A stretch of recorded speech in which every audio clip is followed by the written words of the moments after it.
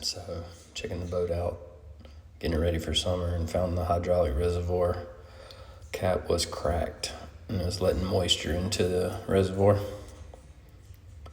Here you can see the cap where it was split, but the 3D printer came in clutch.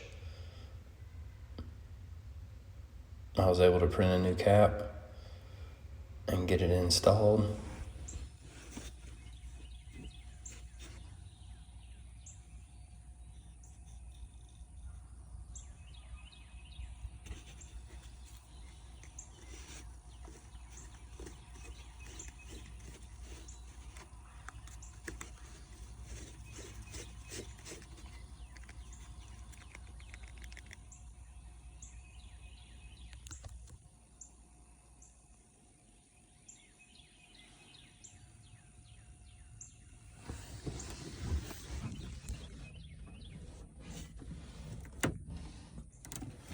Here you can see the cap fit perfectly.